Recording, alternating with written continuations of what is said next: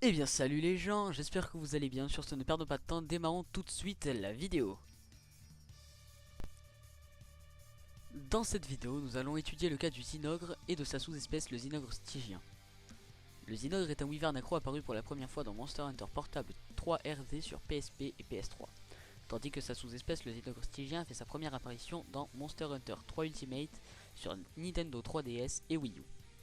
Pour connaître l'origine de ces créatures, je vous propose de faire un tout petit peu de mythologie.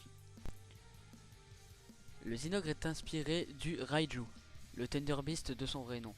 C'est une créature légendaire de la mythologie japonaise. Son corps est composé de foudre et peut apparaître sous forme de chat, de renard, de belette et dans le cas présent d'un loup, alors que le Zinogre stygien est quant à lui tiré de la mythologie grecque antique. Le stygien du Zinogre stygien est en réalité inspiré du Styx. Le Styx est un fleuve qui sépare le monde des vivants de celui des morts. Bien sûr, il se trouve aux portes de l'enfer. Maintenant, commençons à parler des petites faiblesses et tout ça. Commençons par le Zinogre. Le Zinogre, c'est un loup qui possède le pouvoir de contrôler la foudre à son gré. Ses faiblesses principales sont la glace et l'eau. Ses habitats sont les pics montagneux, l'île déserte, les bois éternels, le mont céleste, le sanctuaire et la forêt primitive. Il peut charger des parties de son corps telles que sa tête, ses pattes, sa queue ou bien même son dos d'une foudre à la tension la plus élevée qui soit. Son point d'impact le plus sensible aux dégâts de tranchants et de munitions est la tête. De bons coups chargés pourront l'étourdir et donc le faire chuter si vous êtes équipé d'une arme permettant l'action telle que le marteau ou le cor de chasse. Passons maintenant aux faiblesses du Zinogre stygien. Le Zinogre stygien est considéré comme étant un wyvern loup des enfers.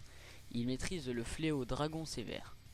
Il est très faible contre la foudre et un peu moins contre la glace. Son attaque phare est le lancer de boules de dragon, qui peut vous affaiblir et donc couper les attaques élémentaires que vous pouvez posséder sur vos armes.